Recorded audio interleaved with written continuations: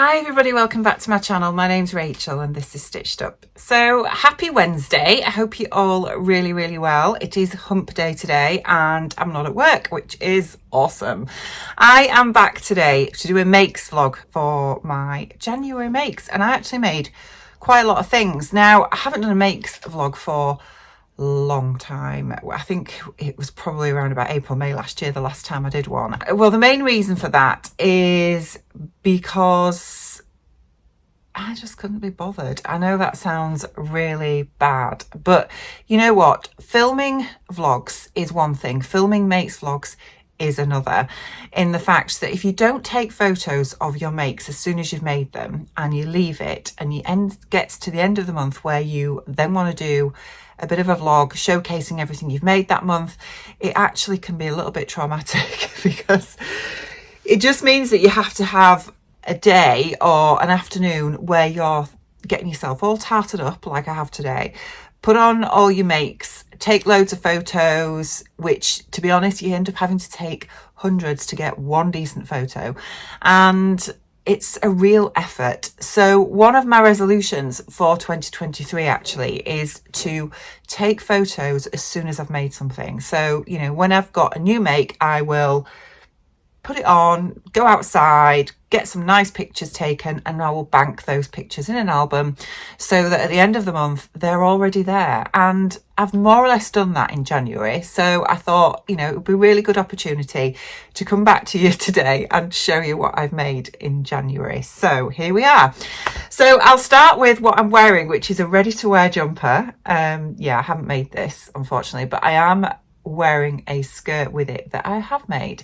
And back in December I made the Vicky Sows Sati skirt for the Jenny Stitches blog. I'll put a picture of it up here because if you don't follow Jenny Stitches and you haven't had a look at her blog, then you won't have seen it, but I'll put a picture here. I think I did put it on my stories on Instagram, but for those of you that don't do Instagram, and I know that there's quite a lot of you that don't, this is the skirt here. It is a simple bias cut skirt and it's the first Vicky Sows pattern I've ever made, and I really like it. It's a really quick sew, probably took about 2 hours altogether, and it's only 2 pattern pieces apart from the elastic for the waist.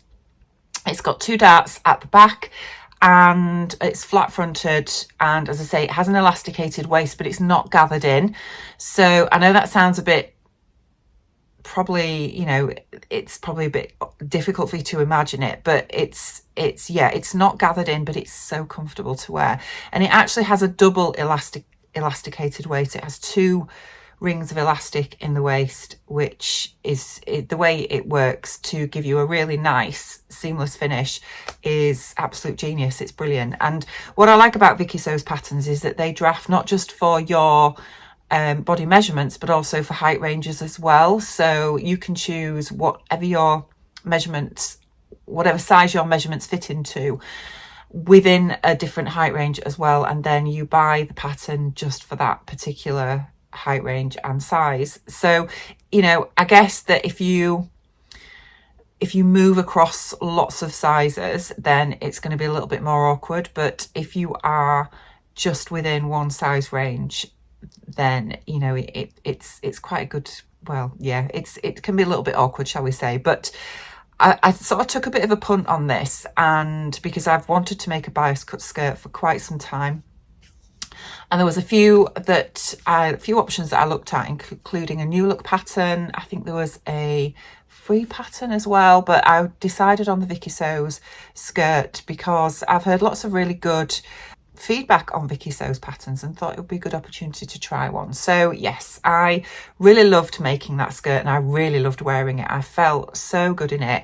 And you know, even though, well, I have lost some weight recently, I've lost about 10 pounds now since this photo was taken, but even at that point I still felt really good in that skirt, and yeah, I'm just super happy with it. So I made that in December and it's up on the Jenny Stitches blog now, which I will leave a link to down below if you want to go check that out. And I decided I wanted to make another, and I was in my local Boys which is a store in the north of England. They sell fabrics, craft supplies. It's a bit like a little mini department store. They sell all sorts in there, to be honest. And sometimes they have some amazing fabric choices in. My local one isn't always that great, but you know, sometimes you can really drop on some fabric. Some really good fabric, and a couple of weeks ago they had some ex-designer dead stock fabrics in, which is just amazing. They never have anything like that, but anyway, they did. And I spotted this gorgeous green fabric. In fact, this is the remnants here, which I'll show you. It's like a cotton twill. It's a lightweight cotton twill, and it has like a herringbone design in it. I don't know if you can see that. It's got like a subtle stripe. So the warp and the weft are different colours. One is like a green, and then the other way is like a blue. So dependent on how it catches the light, it sort of has that shimmery blue green effect, but it's not shimmery or satiny or anything like that. It is a very lightweight cotton, but it's absolutely gorgeous. Really, really nice. And I spotted this a couple of weeks ago and really liked it, but initially I didn't know what I would probably do with it, so I didn't get any. And then last weekend, Bronte and her boyfriend were home for her birthday, and I thought, you know what, I'm gonna get a couple of meters of that fabric and make that skirt and wear it for a meal out, which is exactly what I did. So I'll stand up and show you it anyway. I will take some better photos of it outside, but yes, essentially you've got like a flat front waistline, but it is elasticated, and then with it being bias cut, it just obviously skims your hips and the contours of your body, and it's midi length as well, which is just a fabulous length on me. And because I bought the pattern in the height range that I need for my height, it meant I had to make no adjustments whatsoever. I think I purchased the size 44, which I think equates to a UK 16, and I really love it. It's just gorgeous. I love it in this fabric, and I like wearing it with a ready-to-wear jumper because I think it just looks really nice. So I will take some better pictures of it and put them in to show you this version. I just want to put this out there right now before anybody thinks about mentioning it in the comments. I know that there are a few people that have issues with supporting Vicky Sows because they are a Russian pattern designer. I would appreciate it if you didn't comment about it in the comments down below, because you know, we're all individuals, and I want to try and keep the comments positive if we can, because that would be fantastic. Okay, so this was my latest make. Moving backwards, I've got my gorgeous diary here that the lovely Adam Sows made for me back at Christmas, which I am documenting all my makes as we go through the month. So I'll work backwards and tell you what else I've made this month.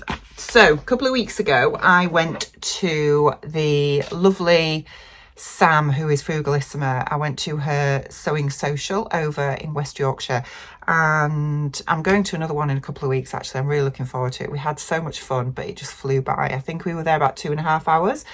Rowan and I went, and we met up with some other amazing ladies that I've never met before, and it was just so lovely. We had, you know, it was a really nice evening. So I made the Athena top by Tessuti Patterns. I will just grab it and show you. So here it is. This is the Athena top, and it's a pattern for a woven fabric.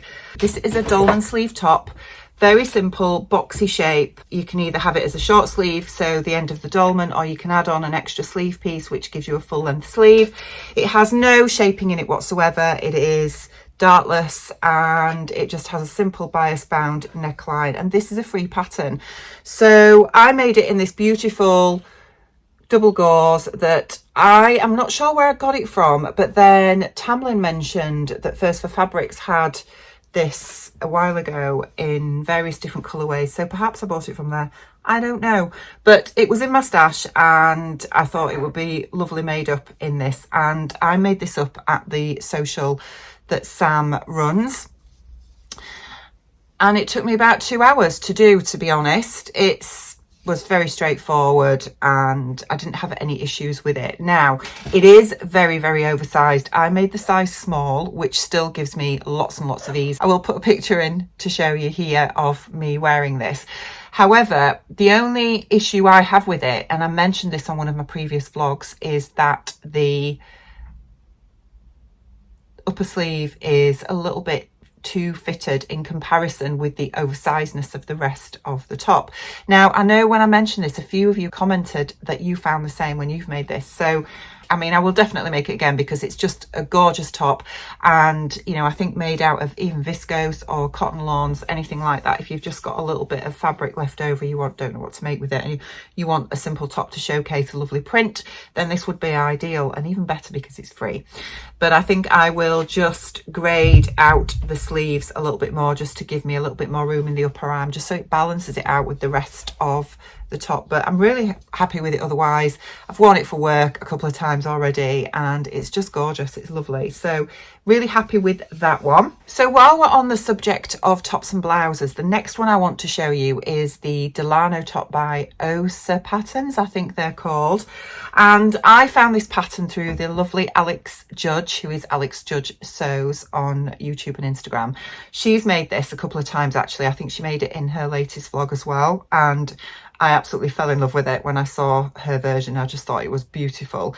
So I dug out some tencel twill from my stash that I got from Rainbow Fabrics and made it up, and this is my version here.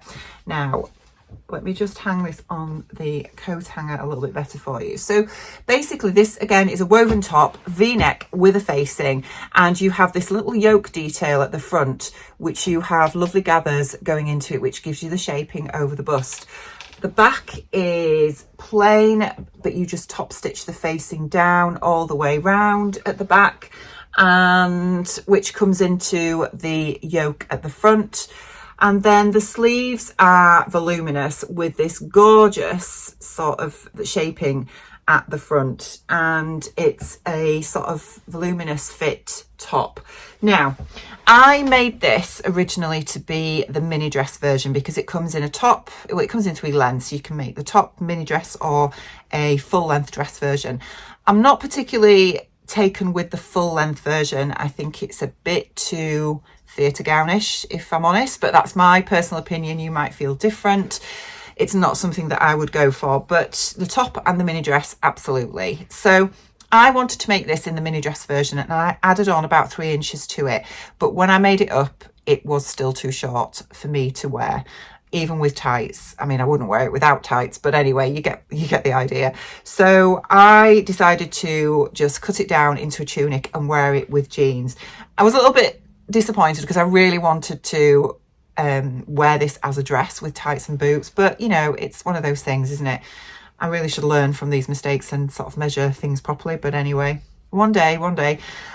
So I cut it down into a tunic, but I also cut this a little bit too short. So even though it's not a fail, as in the blouse itself is gorgeous and the instructions are amazing, Osa Patterns give you a video tutorial to put this together as well, which is just incredible, and it has English subtitles on it because obviously it's a French pattern, but the English translation is perfect. You can, you know, it's absolutely perfect because this little bit here is the bit that's most time consuming, but every step to get this edge finished so neatly and precise is explained perfectly, and as long as you follow the instructions to the letter, you will get a really nice finish. The only other error I made with this as well was in English and American patterns, the arm side has 2 notches on the back and 1 notch at the front, whereas in European patterns it's the other way around, and I forgot this. So I ended up putting the sleeves in wrong first time, and I had French seamed them. Yes, so I had to undo all that and then put them in again. So yeah, so just watch out for that. But again, it tells you in the pattern. You just need to read the instructions, which sometimes I just rush ahead a little bit. Anyway, it is a bit short on me, to be honest. I will put a picture in here for you to have a look, but I can just get away with it with high-waisted jeans. I love this fabric. It's beautiful. It's, you know, it's a gorgeous tencel twill. It has that gorgeous sand-washed effect. I love the colour of it. This gorgeous burgundy is really beautiful. And I think, you know, a plain fabric shows off these details really well. So yeah, I love it. Alex has just made the mini dress version and I am crushing over it totally. I definitely will make another one of these. I think, you know, it's going to be great for spring. I'd like to look at making a sleeveless version as well. I think that would be really nice to have a go at. So it would just mean you just have to sort of redraft the armhole a little bit, but shouldn't be too much of a problem. So I might look at that at some point as well. But yes, absolutely love this. Just need to make sure I lengthen it a little bit more for the dress and also for the top if I make another top version. Moving on, the next make I have to show you is a pair of leggings that I made for running. So I'll just grab them and show you. So these are the Cavallo leggings by Green Style Patterns, and Green Style are a pattern company that I go to for athletic wear whenever I want to make myself anything really. And I just used some plain black lycra from my stash, and for the accents at the back I used this athletic wear fabric from Wattle and Slate, and I absolutely love these. I've made this pattern once before in a shorts version, but they have no inner seam, which is great for, you know, to make sure that they're not rubbing when you're wearing them, which is always a bonus. They have pockets in the side as well that are really deep, so they're great for putting keys, phone, etc. And I always put a length of clear elastic along the seam at the waist when I'm making leggings for running, because I find that way they always stay up. Because the thing with leggings for running is you just need that extra grip at the top, otherwise they will just ride down, and that's the last thing you want. So yeah, they do come with sort of knee patches as well if you want that look, because they are, I think they were originally designed to be sort of riding leggings, but you know, they work for lots of other things as well. And there's so many options for sort of, when I say colour blocking, you know, you can use different parts in different types of fabric. I mean, I'll put some pictures in so you can have a look at some of the other inspiration pictures for you as well on how you can use different fabrics to give a completely different look for this pattern. But it's really good. Green Style Patterns are brilliant, and I've got a few of theirs now, and I'm really happy with these. I wanted just a plain black long legging for running, but I couldn't resist just putting a little bit of extra somethingness in there just to make them a little bit more exciting. So I'm really happy with how they've come out. They took me a couple of hours, and yeah, it just means I've got another great pair of leggings in my stash. So next up, I have a pair of pajamas to show you. Now, I put up a reel on my Instagram a couple of weeks ago when I'd made these, because I'd had this image in my head for a while about making a pajama top with a fluted hem around the bottom, around the waist, but also around the cuffs as well. And I did a little bit of researching how to do that on my overlocker and thought I would have a go. Now, the pattern that I chose for the top is the Jackson Tee by Helen's Closet. This is the second one that I've made now, I think, or is it the third? It might even be the third, you know. And I made it in this beautiful ribbed jersey that I got from Sew Me Sunshine. It's one of the Meat Milk fabrics, and I bought this as a remnant with the intention of making a pajama top. I know that's probably a little bit extravagant because this fabric is not cheap, but you know, can still have a little bit of luxury with that, can't you? So I made the straight size 12. I just put the neckband on as the pattern tells you, and then I created a really lovely fluted hem around the sleeves and also around the bottom of the waist as well. This is the cropped version, but I did lengthen it so it does hit above, sort of below, well, yeah, just above my high hip, I think. And I'm really happy with it. Obviously, it just means that I just had to leave off the hembands. And yeah, this is really, really simple to do on your overlocker. If you follow me on Instagram, just go check out my reel on there. It tells you all the settings you need to do. You don't need to remove the knife. You just need to remove your left-hand needle and alter your settings. And then it creates that, which is great. So love that. And then for the bottoms, I had some brushed cotton that I got from Pound Fabrics. I think it was £2.50 a metre, and it's in this beautiful pink leopard print. and I wanted to test out this pattern because I am going to be making another pair of pajamas for a really exciting trip I'm going on in March, and I thought I would test this first. So I have made the peppermint loungewear pants lengthened into a full length pajama pants. This again is a free pattern which I will link to down below. They have pockets at the front which are always great for sticking tissues in and anything else you want. I've put this gorgeous little label that I got from Andrea at Beyond the Pink Door in the advent calendar box. It's got a nice deep waistband, and then yeah, it's just lengthened into a full length pant. This fabric is lovely. When it first came, it did feel rather stiff, and I thought, is this going to be okay to wear for pajamas? But once it was washed, it's washed really well and softened up nicely. So yeah, they make fantastic pajamas. I think I made size F in these. I'm not quite sure. I think it was about F. I couldn't decide between an F and a G, but I went with F, and I'm really happy with that because these fit me great with lots of room still around the hips and legs. And yeah, again, they were a super quick make. I think I French seamed them, and I made these to go with my Jackson tee pullover, and they're just a gorgeous pair of pajamas. To say how quick they were to make, they are really nice. Really happy with them. At the beginning of January, I went up to Sew Toon, which is Tamlin's sewing socials that she holds on Wednesdays and Sundays up in Newcastle, and I've not been since about August, so it was lovely to go up there and see everybody again.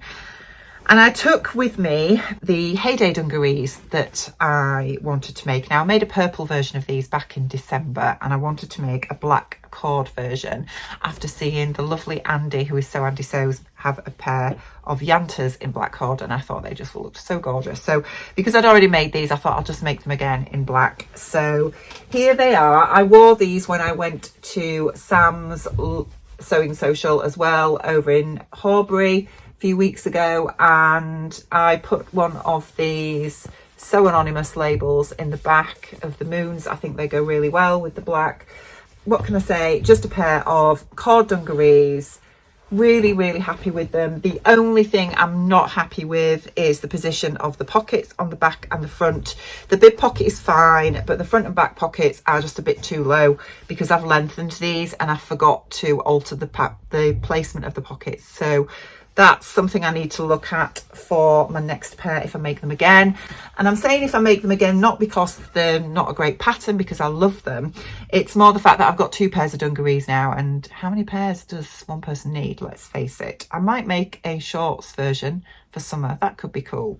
But, you know, yeah, the pockets are a little bit too low, but in black cord, it's not really noticeable anyway. So really happy with those. And then I've just got one more thing to show you, which is a dress. So I'll just grab it. Give me 2 secs. Right, so the last thing I made in January was actually quite early in the month, and I received my Beyond the Pink Door Think Pink subscription box 11, which was December's box, and the fabric that came with it was this beautiful paisley viscose. It came in 2 colourways, a pink and a blue, and I got the blue colourway. Now, when I first got it, I did do an unboxing of this particular box if you want to go check it out.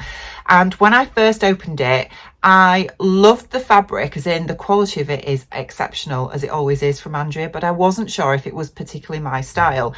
And I had this sort of thought in my head that I need to get this sewn up quick, because if I don't, it's going to end up in my stash.